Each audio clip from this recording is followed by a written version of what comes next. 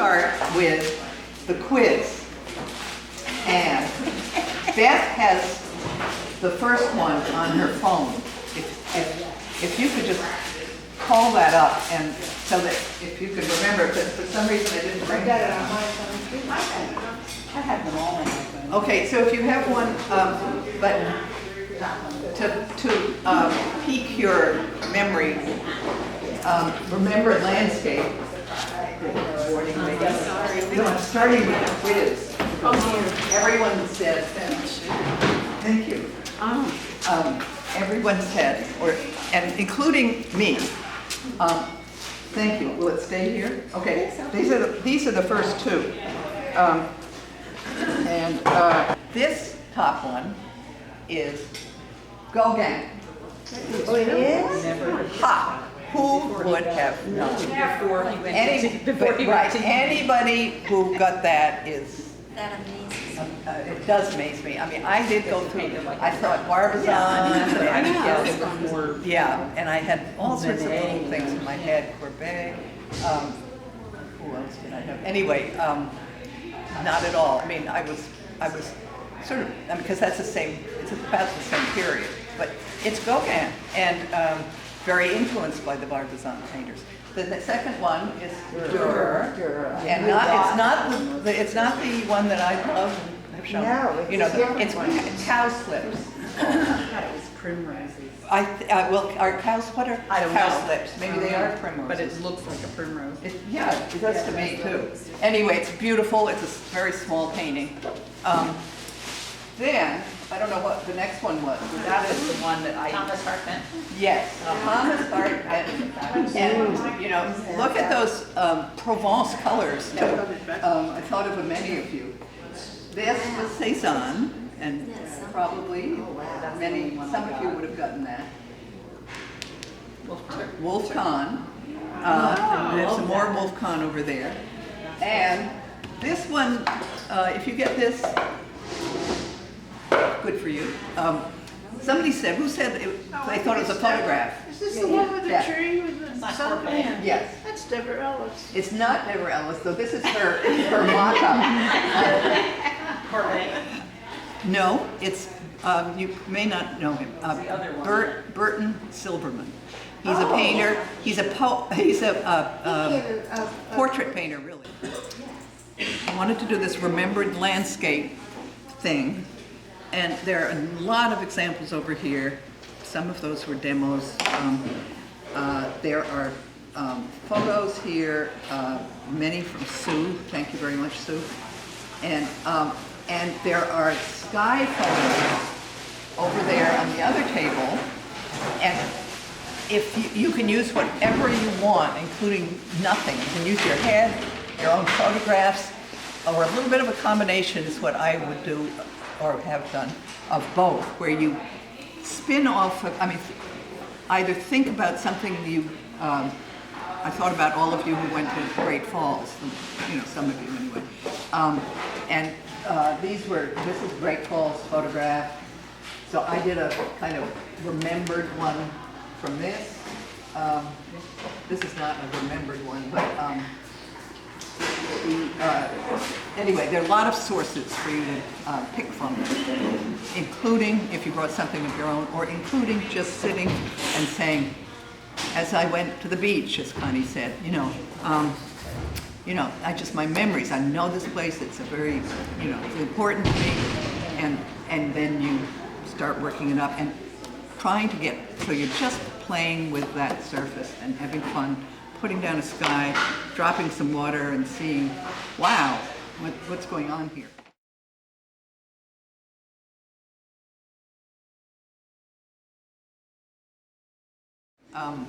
I also spun off a little bit of Thomas Segura's, who we had talked about, and some of you may have seen the video because I mentioned it a couple weeks ago, last week, and I just wanted to read this one thing which he says, he's talking as somebody's interviewing, and he spoke of these paintings, and here is one.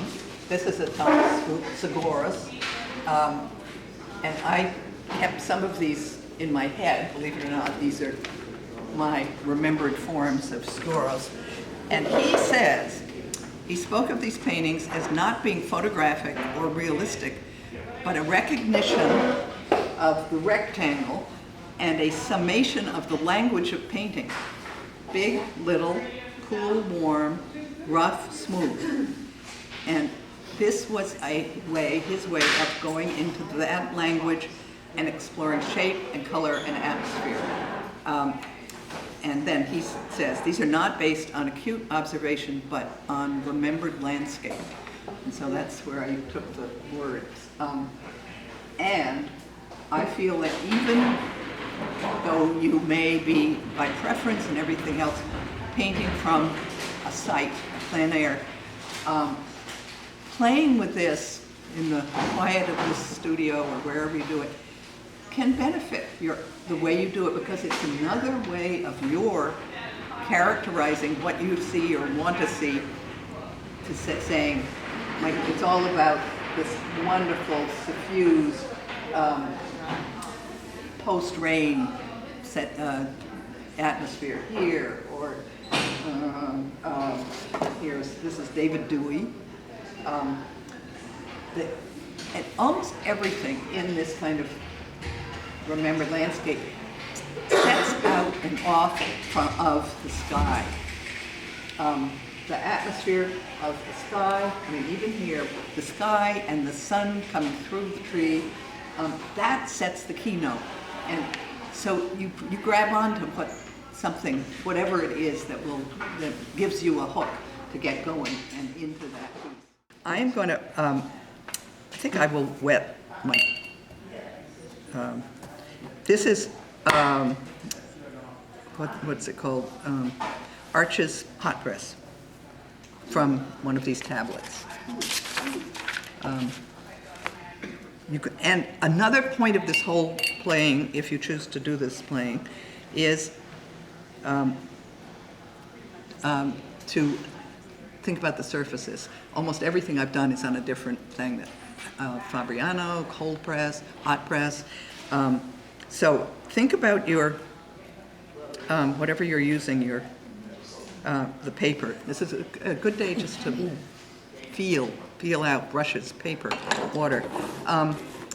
And I don't know if you can tell, as I just even applied the water, how this is just very sensual, luscious, the way it puts the water down. And I'm just taking it down, though I could do the whole thing, but I'm taking it down and leaving my horizon, which I've decided is going to be right there. I'm going to take a little, I think this is cerulean, because I want a bit of a liquid feeling here. And gravity. I'm looking for some burnt sienna.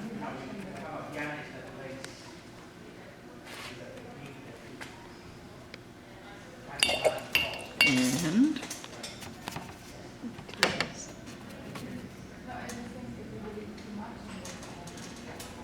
It's deja vu all over again.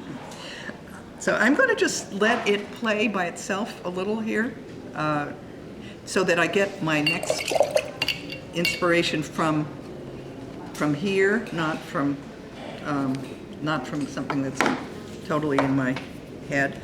I'm going to try this a little, clean out a cloud edge, which it does very nicely.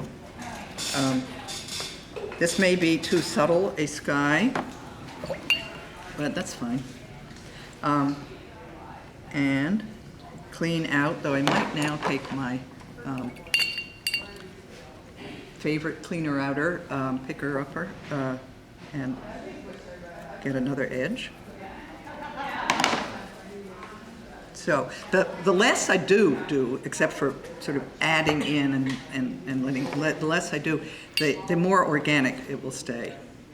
So as we get down to the horizon, I'm putting in a little bit more yellow. Oh, that's sort of wonderful, isn't it? Maybe I should try to put a little post-rain. And I'm even putting a little lunar black in there.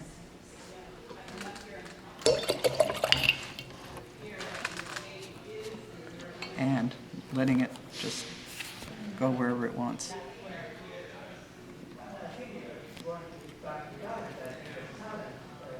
Then, playing with a rectangle, Thomas Seguros.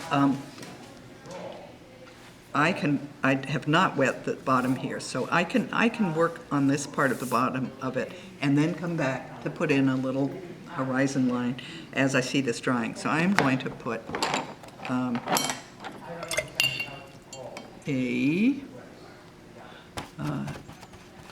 no, this was a little bit of a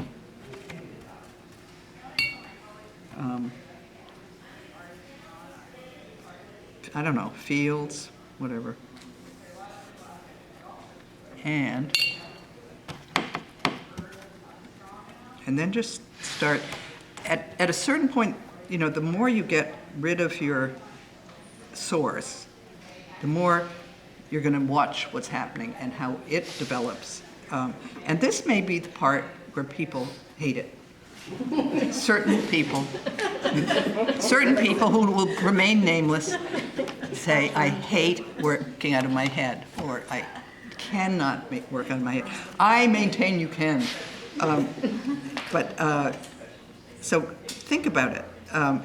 When you're thinking, I hate this, and I don't want to, I want to stay with the source, which is fine. I mean, staying with the source, having it right in front of you is absolutely fine. But this can also be a chance to see if you can work up some affection for it.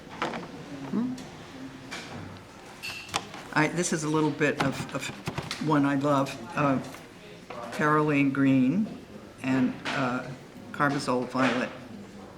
Actually, I should be using this one,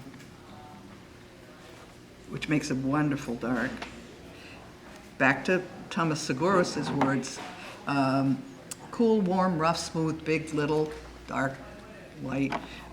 There's nothing quite like a little contrast. And these are all suggestions of vegetation as you go towards the back. And at this point, I think I will put in a little horizon line and see if it'll bleed up. As though this were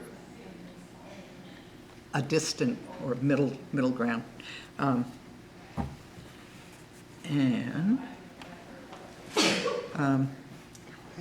We could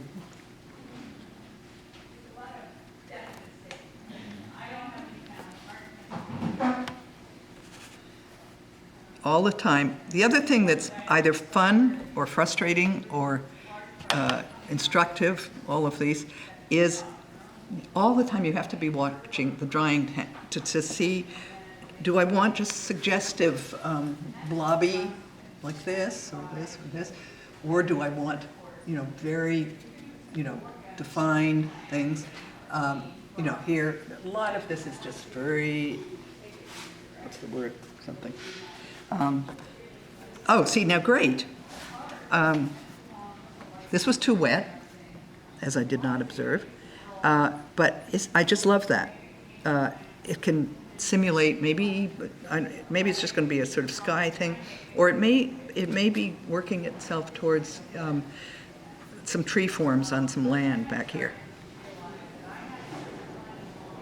You're holding that much closer to the... I am, unlike what I talked about, right? So it has different personalities for different... It does have different, yes. And when this kind of thing, which I could be doing, probably should have been doing, Mallory. I love this right here, so I'm not going to touch it, by the way.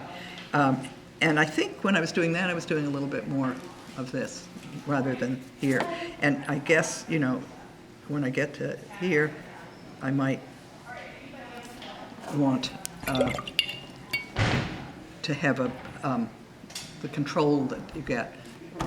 Control, yeah. And the other word about the negative endpoint of control is tightness. So, you know, you can get like this and it'd be too much like that. So it's going to have the personality of, right, those are buildings.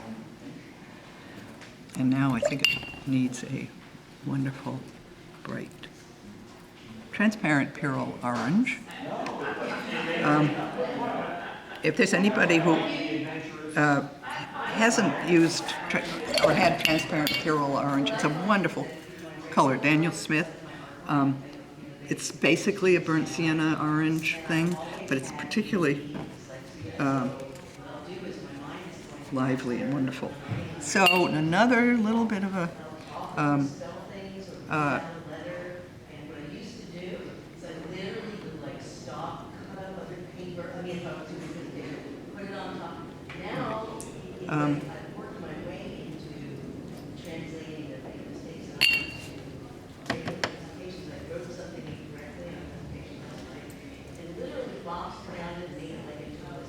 all right. I'm going to leave that. One reason I'm just going to leave it here like this is it's just one other expression of almost everything that's over there anyway. So there's stuff. Oh, and I have to do one thing because I didn't do it. I'll do a little removal just to do the removal kind of thing, and with a brush like this or even like that is a form of carving. You're carving out, taking out, and it might be to emphasize a horizon line like that. It could be, you could be taking shapes out of something, you know, in here to define bushes or something. But it's a very, by carving out, you can create a hard edge or a precise edge. So, I mean, if you went up here and wanted this to become more suggestive of buildings than I have done it, you can do it in this negative way of carving or spreading these around so you have your little buildings. And I'm just leaving these blobby things as they are because I don't want to overdo something. I just want it to be added into your thoughts about different ways of, which if you look at these, pulling out, adding in, whatever.